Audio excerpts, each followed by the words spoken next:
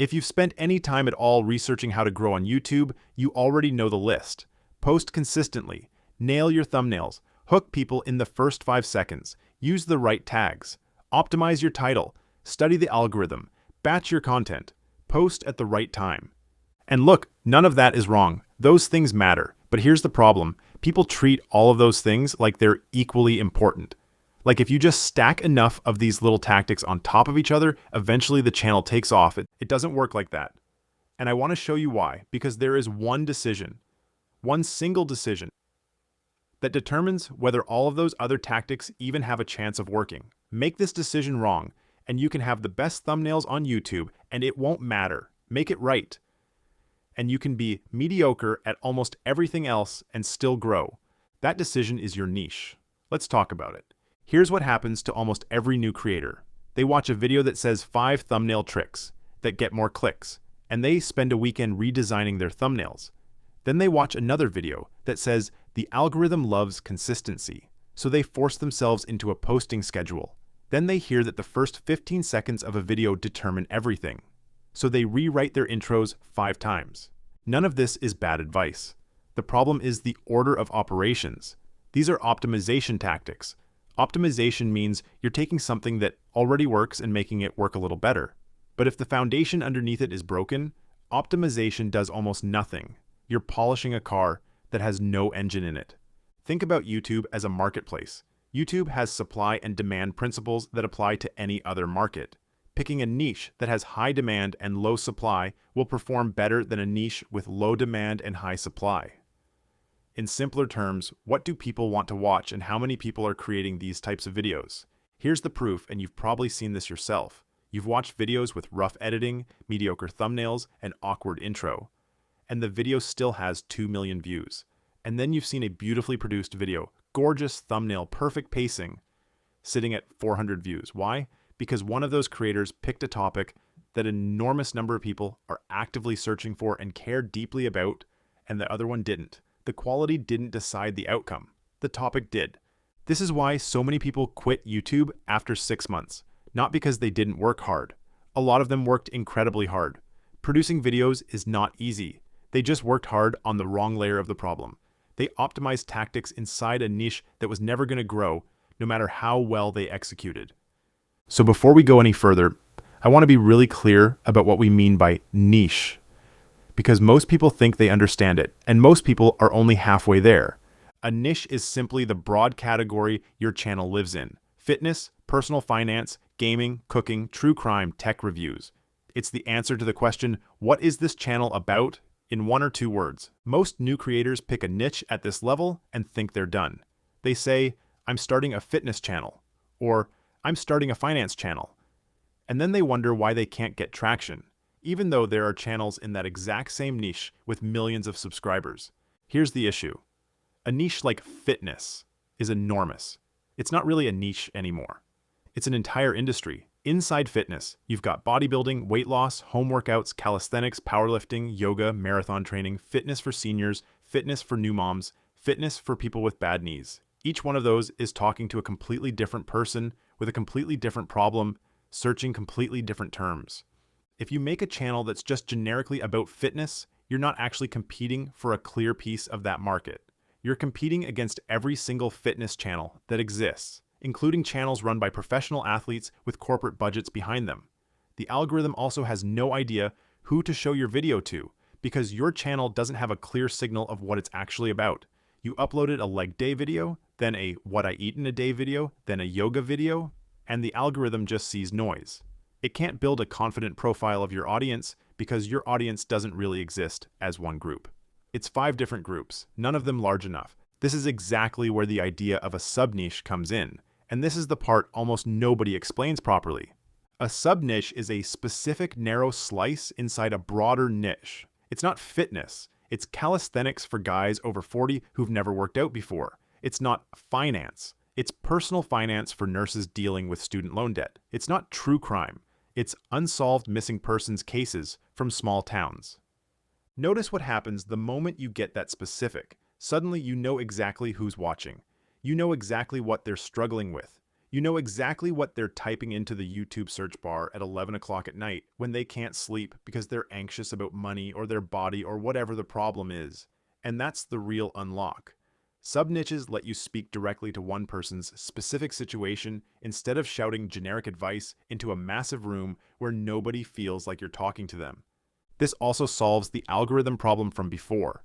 When every video you post lives inside the same tight sub-niche, YouTube can build a crystal clear picture of your audience. It learns people who watch this channel are interested in X, and it gets confident recommending your videos to more people who fit that exact profile. Confidence is what gets you suggested. A scattered channel never gives the algorithm that confidence. There's a competition angle too. Fitness has thousands of huge, well-funded channels fighting over it. Calisthenics for guys over 40 who've never worked out before has maybe a handful of decent channels, and probably none of them are great. That's a gap you can actually walk into. You're not trying to outproduce channels with film crews and editing teams. You're trying to be the best answer for one specific group of people, and that's a fight you can actually win as a small creator. And here's something people get backwards. They think narrowing down means fewer total viewers. It's the opposite, at least at first. A broad niche feels like more opportunity, but it's actually a wall of competition you can't break through.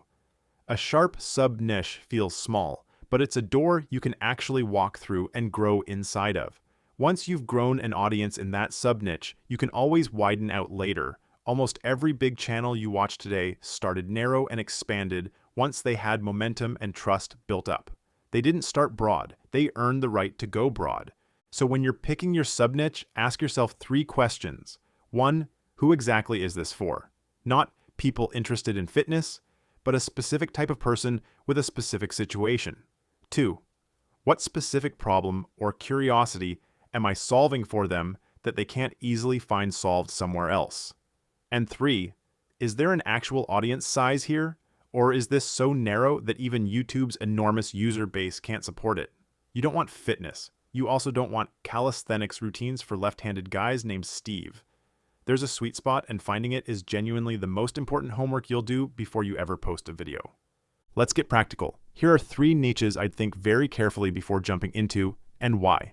Number 1, generic daily vlog or lifestyle channels with no clear angle. I know this is tempting because it feels easy.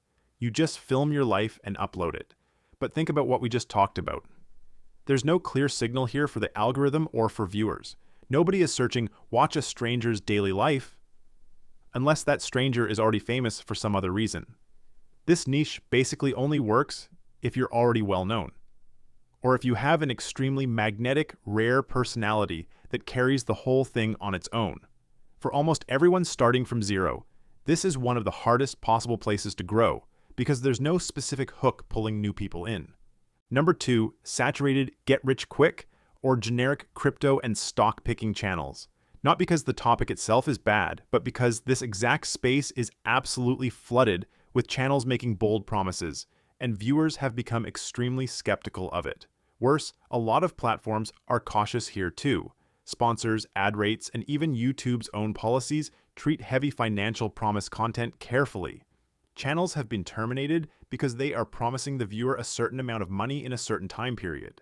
Unless you're bringing real, verifiable expertise and a genuinely different angle, you're walking into one of the most crowded, lowest trust rooms on the entire platform. Number 3, pure reaction or commentary channels with zero original take. Just reacting to other people's videos, restating the news, or reposting clips with a wow crazy reaction is incredibly easy to start. Which is exactly the problem. It's easy for everyone. There's no real barrier to entry, which means the second a topic gets popular, 50 other channels do the exact same reaction within a day, without a genuinely unique perspective, a specific format twist, or expertise nobody else has. You're just one more voice in an echo chamber, and there's nothing pulling a viewer to choose you over the next person doing the same thing. The pattern in all 3, they either have no specific audience, an oversaturated and low-trust space, or no real differentiation. They don't provide any real value to the viewer. They don't give the viewer a reason to keep watching. Keep that filter in mind for everything going forward. Audience clarity, trust, and content value. Now let's flip it. Here are 3 directions that tend to have real room to grow, especially for someone starting today. Number 1, Specific skill-based tutorials inside a broader hobby. Not fitness, but something like fitness for people over 50 years old, or fitness for people who are disabled. Hobbies have passionate, searching audiences who are constantly typing very specific questions into YouTube, and a tightly defined skill angle lets you become the obvious answer for that one search instead of competing with every guitar channel on Earth. Number 2, niche storytelling and history content inside a topic people already love. This could be deep dives into specific eras, specific industries, specific subcultures, or specific real events that haven't been covered to death. People have an enormous appetite for well-told stories and a specific angle inside a broad interest. Say the history of a particular industry or untold stories within a sport or hobby people already care about, or history about a certain country or region. This gives you a clear lane with way less competition than the broad topic itself. Number 3, practical problem-solving content for an underserved specific group. Think budgeting for people with irregular freelance income, or home organization for small apartments under 600 square feet, or meal prep for people who hate cooking. These work because the person watching has a real, nagging problem. They're actively searching for a solution right now, and most existing content speaks to a generic audience instead of their exact situation. Solve a specific, real, recurring problem for a specific type of person, and you'll always have an audience, because that problem isn't going away. Notice the thread connecting all three. Clear audience, real, searchable intent, and a defined angle that lets you stand out instead of blending into a flooded category. Here's what I want you to take away from this. Stop obsessing over thumbnails and posting schedules before you've nailed this first. Those things matter eventually, but they are decoration on top of a decision. And that decision is your niche, and more specifically, your sub-niche. Go broad, and you're fighting giants for scraps of attention.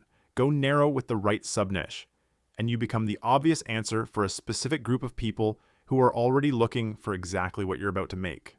Get that right, and even an average video with so-so editing has a real shot at finding its audience. Get it wrong, and the best thumbnail in the world won't save you. So before your next upload, before you touch your thumbnail template again, ask yourself the real question. Who exactly is this for? And what are they searching for right now that they can't easily find? Answer that clearly, and you've just made the most important decision in growing your channel. If this helped you think about your channel differently, let me know in the comments what niche you're in or thinking about starting, and I'll give you my honest take. See you in the next one.